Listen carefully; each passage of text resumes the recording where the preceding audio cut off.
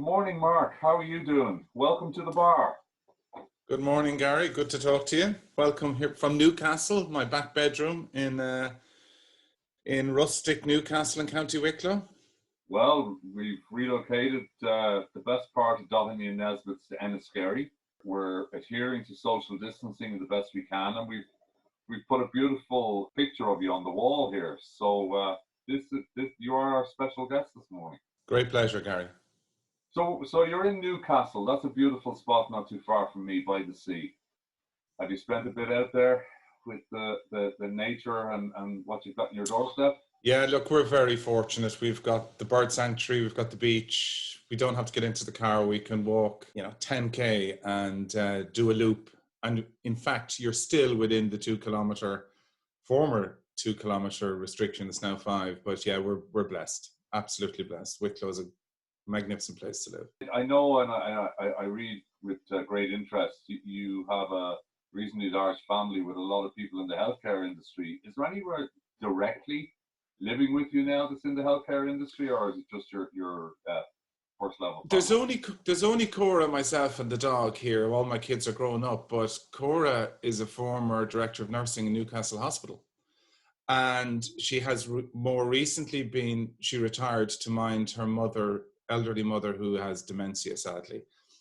But her mother's with her sister these last number of weeks. So Cora went back to work 2 weeks ago. So she's back in the hospital down the road and giving sterling service. She couldn't sit at home and not make a contribution. So she's back and she's in work today, actually. Okay. And your children are safe and sound? My middle son's a doctor. He's in Beaumont on the front line. And my other 2 sons, thankfully, they're still working. They haven't been impacted by the virus and the layoffs that have happened. One is in actually pharmaceutical distribution, so he's getting the drugs to the hospitals, to chemists, etc. But they're all well. My 2 grandsons are well. I talk to them on WhatsApp regularly. Called in, looked through the window to them on Saturday. So look, I'm very fortunate. All family are well. My mum is 89. She's cocooning up in Glenageary. Wow. And one thing I have to say is I go up and down to her a couple of times a week. The guards have been fantastic because it's a 30K drive. And they have always been very respectful of the fact that I'm just visiting my mum. I have a brother who's immunosuppressed, having had a lung transplant and a kidney transplant in his time. And he's well locked down and safe. He lectures in DCU and he's doing everything by video conference and by technology. Amazing. And you and I have spoken on many occasions about different subjects, but it really is a time to listen to the science, isn't it? More than ever. Just listen to them. Absolutely. And in fairness to the government, look, we're all political anoraks to some extent. You follow what's going on in the UK, around the world, and indeed America. But I think our government have done a very, very solid job and deserve credit. And let the scientists make the judgment calls and look the numbers.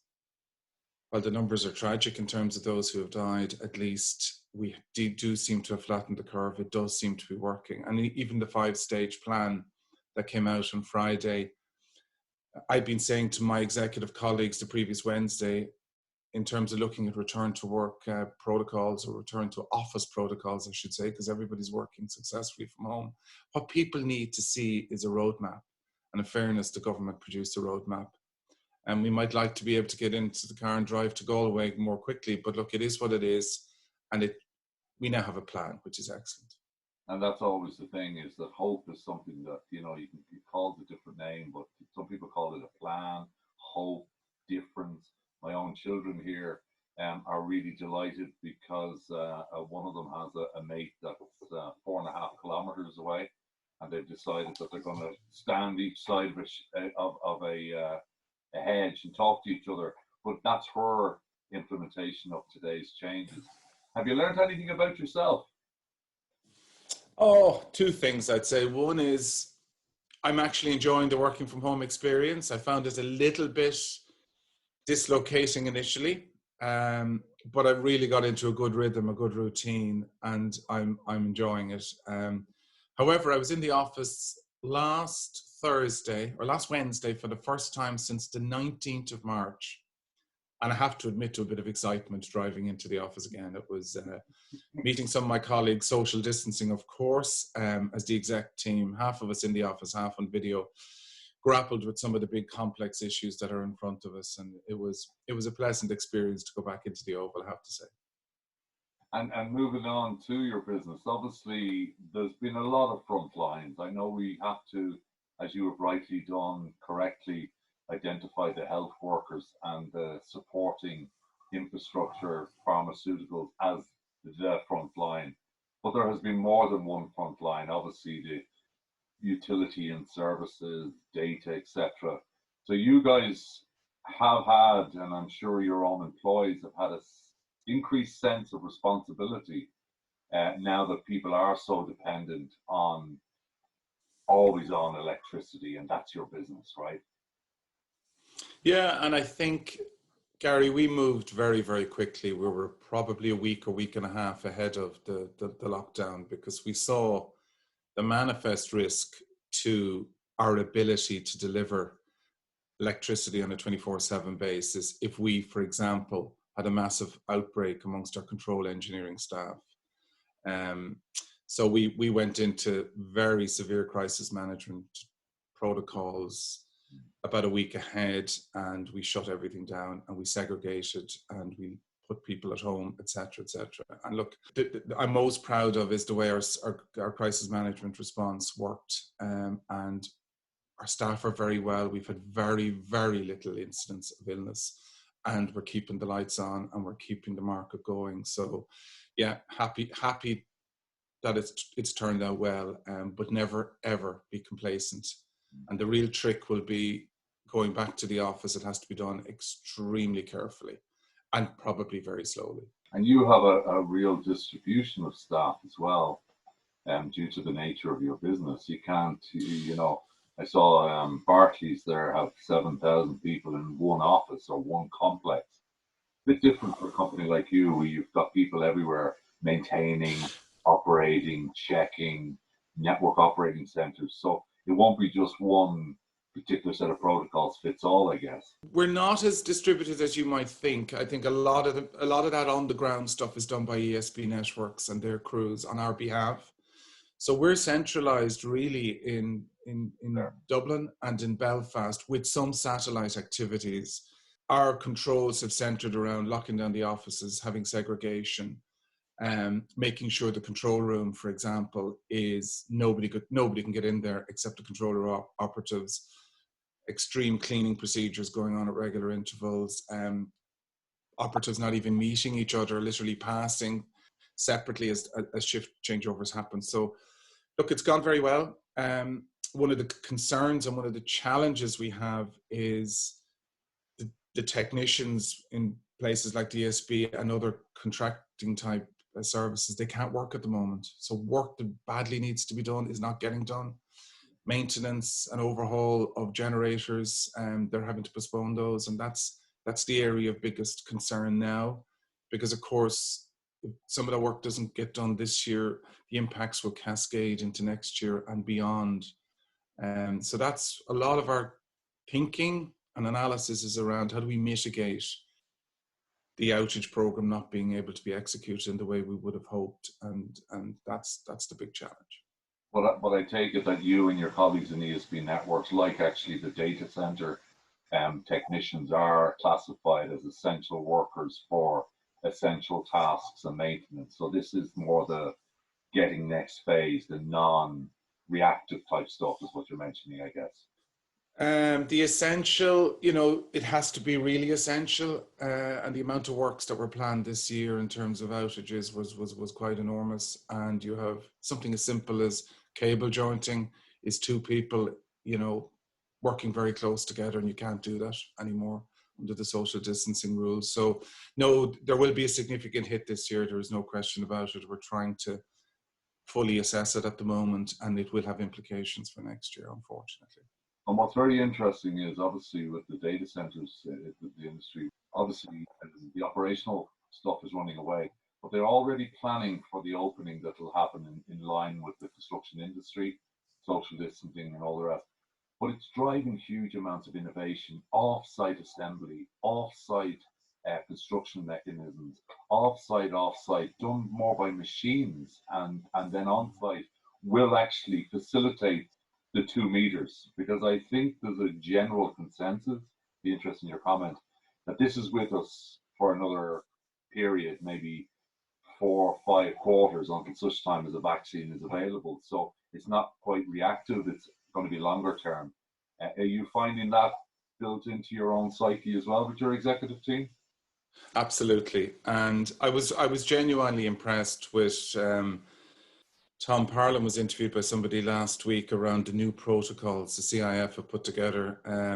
And I think that's a really excellent piece of work and speaks to the imperatives around safer working in the construction environment for the near to medium term. And we're looking at all data sources, and there's been fantastic sharing of data between companies and corporates, etc., as we build our, to be released shortly, our own return to office protocols. I'm blown away by the extent to which people are prepared to collaborate and help each other in terms of coming up with the most innovative, to use your term, and the most appropriate solutions to get us back to a degree of normality, because the economy clearly is in a perilous state at this time. It's like a lot of things. You played a bit of sport as I did, and you used to say, we'll find out how good the guy is when the muck and the rain comes down, not when the pitches are in great shape and we're all enthusiastic. So I think what happens in adversity is it brings out the best in society. It also unfortunately brings out some of the worst, but it's like football hooligans. There's hundreds of thousands more people who enjoy soccer than the hooligan. And that's what I've been really, really encouraged by, even with our own partners, you know. Okay, let's put aside our own brands, our own ego. How can we collectively get a message out or help nursing homes or whatever it might be? It's good. It's that spirit that actually makes you have a bit more peace of mind in the morning, notwithstanding the fact that it's not a normal morning. As we look ahead, Garry, I would dearly like to see that spirit which is manifested, that I would, responsible political discourse which has prevailed recently, the responsible journalism in the main that Ireland has seen. If we could channel all of this ability to deal with a crisis into the climate challenge when this is all over, that would be my biggest wish, and get behind the climate mitigation opportunity and imperative that awaits us when we get over this particular crisis. It would be wonderful. We need to decarbonize work, society, life, living.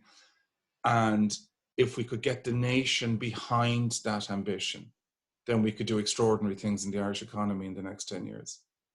And to that point, listening and reading as I've been the last couple of weeks, the old adage, a picture tells 1,000 words.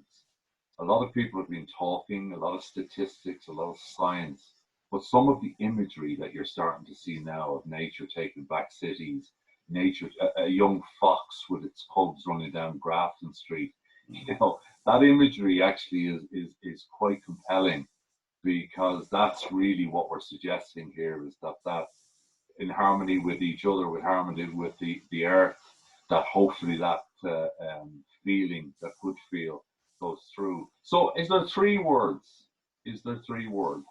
that you would think will be appropriate right now? Keep the faith. We will get through this. We will definitely get through this. The scientists will deliver. There will be more pain, and hopefully we won't lose loved ones. Get ready for the next challenge, which is climate action. Let's get behind a whole national narrative around we can control our destiny on the climate front if we really put our shoulders to the wheel, and if we exhibit the same level of collaboration, responsible commentary, driven by science, we can do extraordinary things in our country in the next 10 years. Mark, I'd like to thank you again, not just for this particular session, but as a man who's been very consistent from what I've heard over the last 18 or so months since you've been in EirGrid. you've always been talking this narrative. It didn't need the situation we are in now. And once you find yourself in the national grid space, you genuinely do care about the bees. I listened to your keynote last year, and you had the youth. I think it was your family, a young member of your family, an older member of your family, collaborating together, learning from each other. So I think in your basic fabric, you really have a passion and a purpose relating to making the earth a better place. So thank you for that. I think you're doing a great job. Obviously, in the data center industry, we're now entering a renewable energy only. I hope that narrative that you mentioned, the science and the narrative meet, that we can have timely and accurate information combined with the science. Thank you for joining me in the virtual bar. You're looking fine there. You're the first man we've had in color. Couldn't find a black and white photo of you. You're looking well. Stay safe and keep on punching, or keep the faith, as you say. Thank you so much. Thank you very much, Garry. A great pleasure. Really enjoyed it. Thank you very much. Thank you, Mark.